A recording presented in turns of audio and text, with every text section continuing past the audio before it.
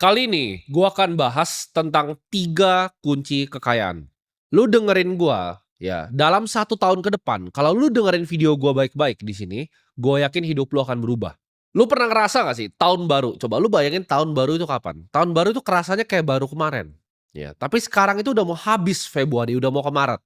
Nah, gue mau tanya di sini, di saat ini Februari udah mau habis ke Maret, apa yang lu sebenarnya udah janji ke diri lu sendiri? Gue tanya, apakah hidup lu udah ada perubahan? Apakah keluarga lu udah ada perubahan? Apakah lu udah berhasil angkat derajat keluarga lu? Atau lu masih jadi pecundang sama yang malu-maluin itu? Apa yang lu udah lakuin? Ya, nggak kerasa kan 1 tahun tuh udah berlalu, nanti 2 tahun berlalu, 3 tahun berlalu, lu 10 tahun, 20 tahun lu jadi cuman jadi pecundang. Lu kalau cuman jadi orang yang bodoh ya, udah bodoh, arogan, dan pemalas, lu cuman malas-malesan seperti itu, akan ada orang kaya gua ya, yang ngambilin piring nasi lu setiap hari. Lu ketika bangun mikir, "Ah, yang mau gua kerjain hari ini gua kerjain besok aja." Akan ada orang kayak gua yang gantiin lu. Orang yang ketika dia bangun, dia udah tahu ya, dia mau berburu nih, apa aja yang dia mau lakuin, itu pasti ngalahin orang-orang kayak lu. Nah, kunci pertama dari kekayaan tuh apa? Yang kunci pertama dari kekayaan tuh cari uang. Gua udah selalu bilang, cari uang, cari uang, cari uang. Uang itu kalian nggak bisa bikin, ya kita bukan bank sentral, kita bukan mafia uang, kita nggak bisa cetak uang. Uang hanya bisa kita cari, kita ambil dari orang lain. Uang itu harus datang dari tangan orang lain, ini yang kalian harus paham. Ketika gue bilang di sini ya, hidup gue itu cuma tentang kerja. Gue bangun pagi udah tahu apa yang mau gue kerjain. Banyak yang mungkin dari kalian mikir ya, "Oh, gue nggak mau hidup kayak dia tidak menyenangkan." Kalian salah, buat orang-orang seperti gue, hidup gue itu sangat menyenangkan. Kerja itu adalah hobi gue, ya. Hobi gue itu adalah kerja dan cari duit. Dan lu para pemalas harus mikir gimana cara bisa berkompetisi lawan orang-orang seperti gue. Lu jangan pernah mikir ya, ketika lu kerja di sebuah perusahaan nih, misal lu cuman karyawan, lu manajer ya kan, apa yang lu kerjain itu udah cukup. Selalu ada hal lain yang bisa dikerjakan. Ini prinsip gua dari gua kecil ya. Setiap kali gua ngerjain sesuatu, pasti ada hal lain yang bisa gua tambahin untuk gua kerjain di kerjaan itu. Contohnya, lu marketing manager, ya kan? Jam 5 sore pulang, nyampe rumah jam 7, udah malas-malasan nonton Netflix, nonton TikTok, ya kan? Lu mikir, "Oh, udah selesai pekerjaan gua hari ini, besok lagi kerjanya." Enggak, kalau gue jadi lu, gue mikir, oke, misalnya gue marketing manager di perusahaan FMCG, apa yang gue bisa lakuin? Oke, gue bisa jadi konsultan ke B2B, ya gue cari brand yang mau gue jadi bantuin konsultan, gue tuker lagi waktu gue ini yang nggak berharga ini untuk uang. Daripada gue pakai untuk nonton TikTok, gue bikin landing page yang bagus, ya gue bikin LinkedIn yang rapi, gue tawar-tawarin, ini gue punya service nih, gue bisa B2B consulting di marketing lu, gue marketing manager misalnya di perusahaan FMCG besar, misalnya gue di Unilever gitu kan. Lu punya brand kecil, gue bisa bantuin. Lu bisa tawarin jasa lu per jam, ya kan, misalnya 3 juta per jamnya, 2 juta per jamnya. Lu tuker waktunya untuk uang, karena waktu lu nggak ada harganya anyway. Contoh lagi, lu kerja di industri finance, misal lu kerja di corporate finance, lu bisa tawarin ke teman-teman sekitar lu, "Eh, ada yang lu kenal nggak yang butuh jasa gua mungkin? Jasa untuk bikin perusahaannya masih kecil, UMKM untuk bikin buku. Gua bikinin ya laporan keuangannya segala macam, atau gua rapihin sistemnya, gimana cara pencatatannya pakai software-software." Itu adalah hal-hal yang lu bisa kerjain tapi lu males kan, makanya lu miskin. Atau kan lu nggak tahu caranya, oh lu males jualin jasa lu karena lu gengsi. Lu aja masih miskin, apa sih yang lu gengsi? Itu sederhana kan, makanya orang miskin nggak mengerti, karena gue bilang orang miskin kebanyakan cuman arogan, bodoh, dan malas. Lu jangan dengerin orang-orang tolol di internet yang bilang, "Oh, ini cara bikin duit ya, kita freelance, kita dropshipping," lu pasti jadi miskin. Kuncinya adalah lu kan udah punya skill nih, fokus di skill lu dan lu cari pengembangannya dari skill lu. Jangan lu marketing manager, terus lu bikin perusahaan dropshipping. Jangan lu marketing manager terus lu kayak ekspor gitu. Lu jadi tolol, jadi miskin. Lu marketing manager ya, lu cari gimana caranya lu bisa jual jasa lu sebagai konsultasi, lu tukar waktu lu untuk uang lagi, lu hone down, lu fokus gitu. Di satu skill yang lu punya, baru lu duitin di berbagai macam cara skill lu itu. Jangan lu lompat ke skill yang lain gitu. Dari marketing manager kan lu bisa buka jasa konsultasi, dari jasa konsultasi itu pelan-pelan lu merambah.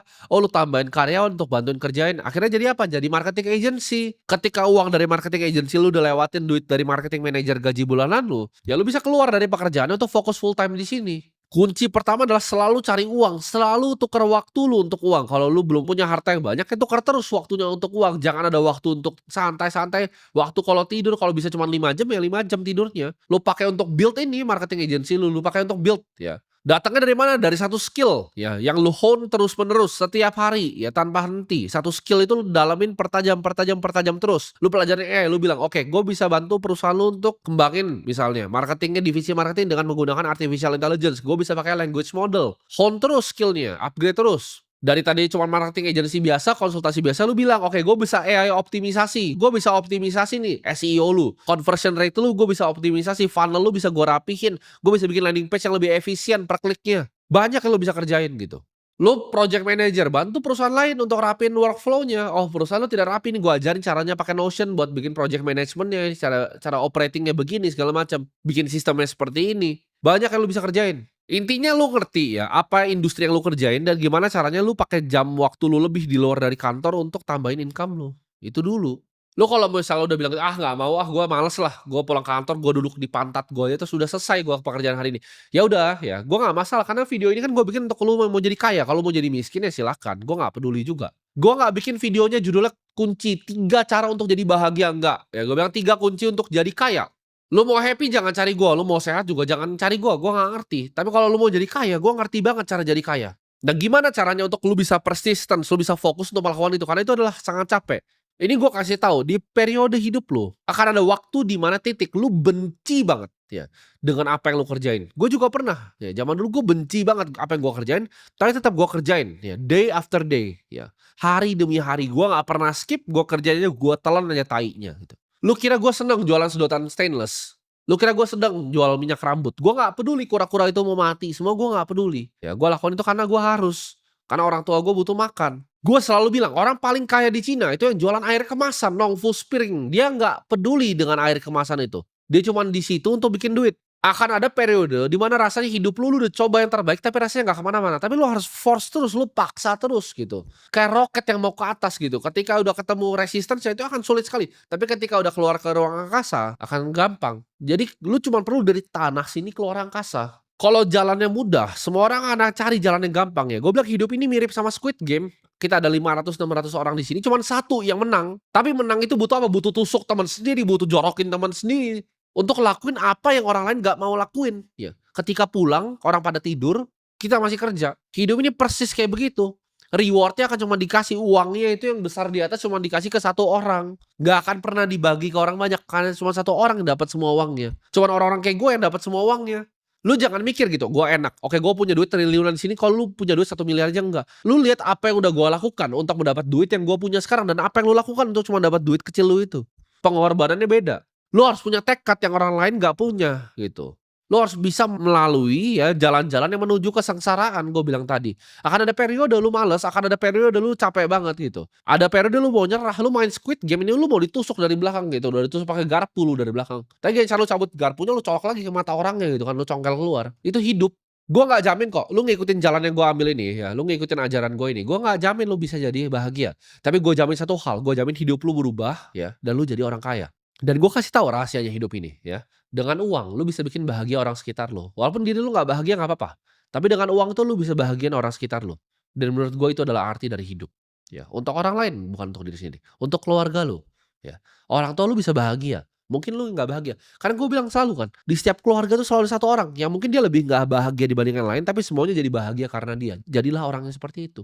Itulah artinya jadi manusia sejati menurut gue.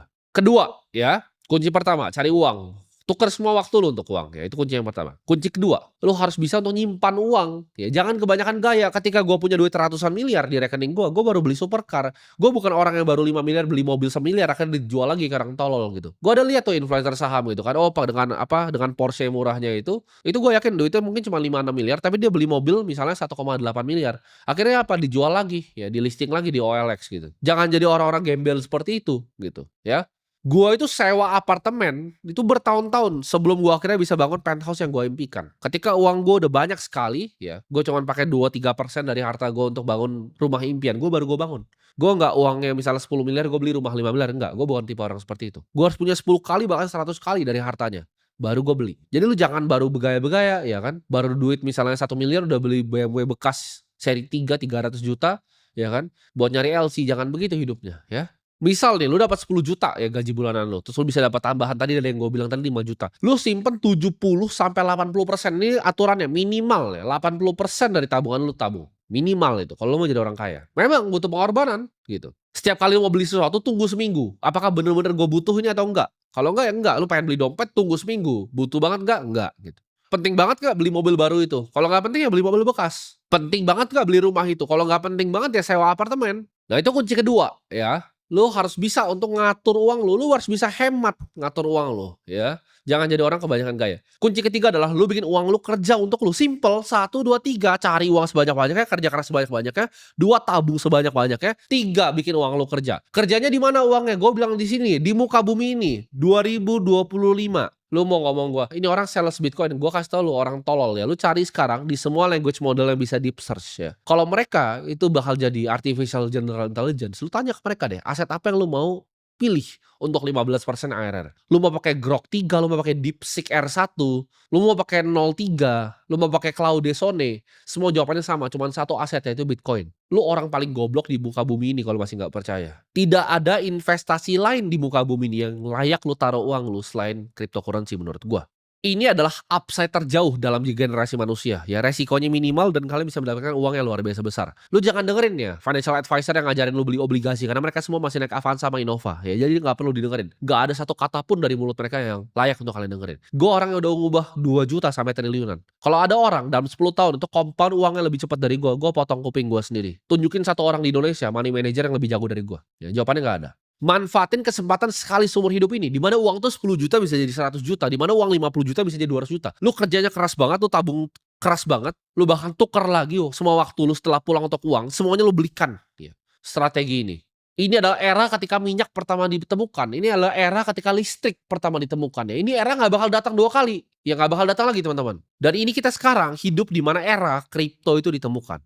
Lu harus terobsesi untuk belajar. Selalu belajar terus. Cari teknologi, cari informasinya, cari edukasinya. Karena dalam 10 tahun ke depan, semua hedge fund di dunia itu tidak akan bisa cari yang namanya alpha lagi, keuntungan di atas market. Karena semuanya akan dikelola oleh AI. Jadi lu silahkan, lu mau gak setuju dengan saran gue ini kerja keras nyimpan duit dan lu bilangnya maunya senang-senang gak mau nyimpan duit. Males lah kerja keras, terserah. Gak mau beli kripto, belinya obligasi, terserah ya. Lu jadi miskin itu tanggungan lu sendiri gitu. Itu tanggung jawab lu terhadap hidup lu sendiri.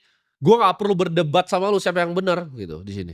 Gue juga gak peduli kalau lu mau jadi gembel di pinggiran jalan karena bentar lagi hidup lu juga gak ada, nyawa lu tuh gak ada artinya. Lu akan digantiin sama robot anyway. Jadi gue biasa-biasa aja ya karena 10-20 tahun lagi lu udah gak ada penting di dunia ini. Kalau lu tiap kali gue ngomongin kripto dia kayak aduh gue sukanya dia motivasi tapi gue gak suka ketika dia ngasih tahu tentang kripto. Lu orang paling goblok di muka bumi ini. Itu sama kayak bilang gue gak percaya internet tahun 1990. Ini teknologi di depan mata lu. Gue gak butuh ngeyakinin lu. Ya gue orang dengan duit triliunan, gue gak ada kepentingannya untuk ngeyakinin lu apapun ya. Lu mati juga gue gak peduli gitu kasarannya. Jadi jangan anggap kayak gue tuh mau coba untuk ngajak lu sesuatu gitu. Gak ada keuntungan yang gue dapetin dengan lu beli Bitcoin. Ini aset nomor 7 di dunia bos. Duit lu cuman berapa? Duit lu 100 miliar aja gak ada. Lu punya duit 1T juga kagak gerak asetnya. Gue yakin nonton ini kebanyakan duitnya di bawah 100 M. Masih orang-orang miskin gitu. Jadi nggak usah pikir-pikir seperti itu. Skeptis. Nanti lu ketika nanti udah banjir dunia ini ya.